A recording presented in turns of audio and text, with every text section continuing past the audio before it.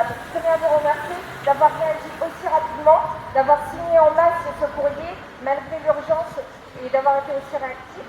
Et voilà, donc je tiens à dire qu'on a remis officiellement ce courrier à la préfecture, même si Madame la préfète n'était pas disponible pour nous recevoir. En tout cas, le courrier lui a été remis de manière officielle et on attend un retour de sa part.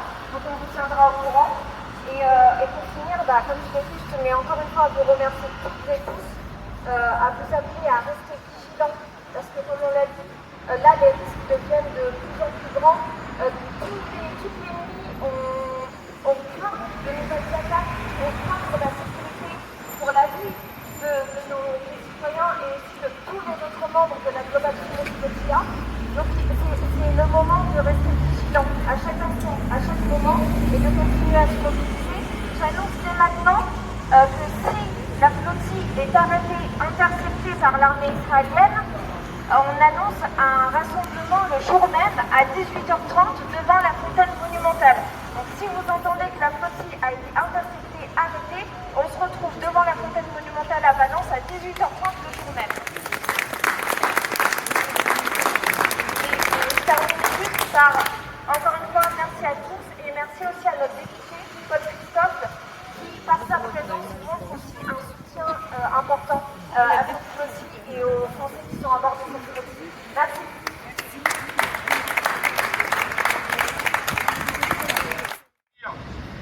Donc, le courrier qu'a adressé notre responsable Trois-Ardèche, Jean-Louis V, de l'AFPS, au ministre. Voilà. Monsieur le ministre, je suis scandalisé par le communiqué que vous avez publié indiquant qu'il est déconseillé à nos compatriotes de se rendre à Gaza actuellement. Celles et ceux qui le font sont l'honneur de la France parce qu'ils s'engagent dans une action concrète pour tenter d'arrêter l'horreur du génocide à Gaza.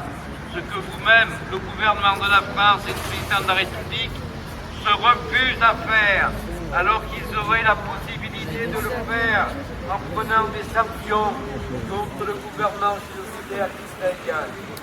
Vous avez choisi de criminaliser ces héros au lieu de vous tenir derrière eux, de leur apporter la légitime protection à laquelle on croit. C'est une honte pour la France.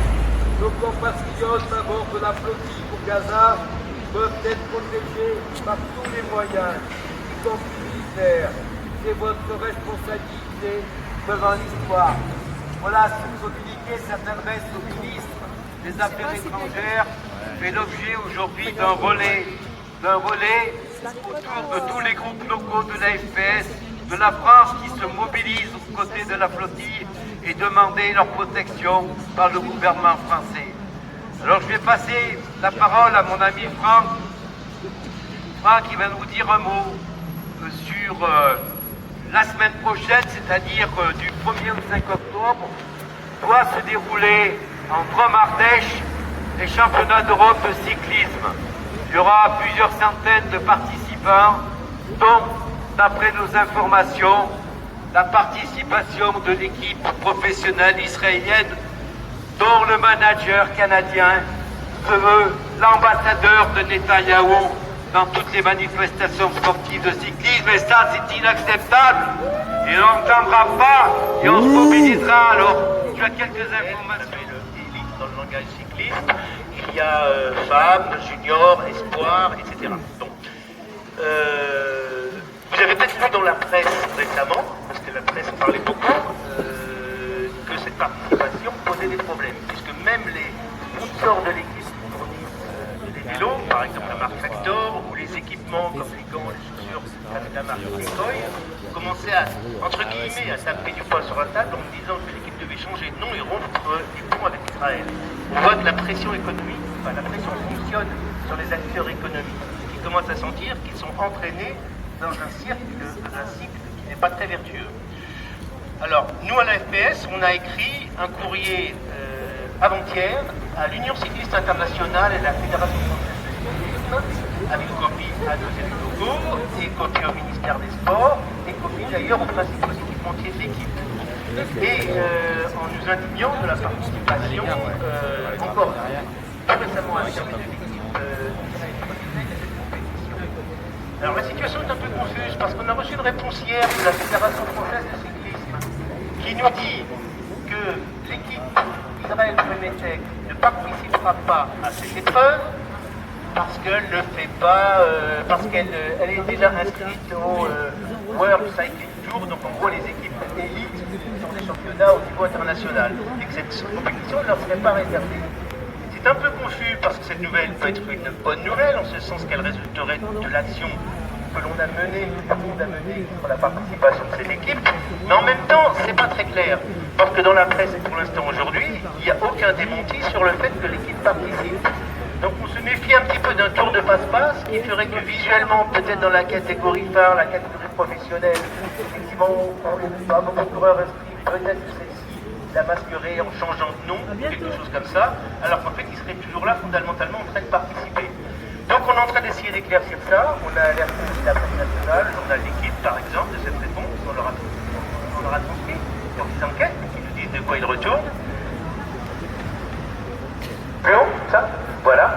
Et on espère avoir des nouvelles rapidement, parce que bien entendu, si l'équipe continue à être inscrite, quelle que soit la catégorie dans la compétition, bien forcément, il faudra que nous marquons notre présence le long du parcours au départ de cette compétition. Et on va essayer de se tenir au courant et donner des informations le plus rapidement possible. Voilà. Bravo. Merci. Juste une information toute fraîche à ce sujet.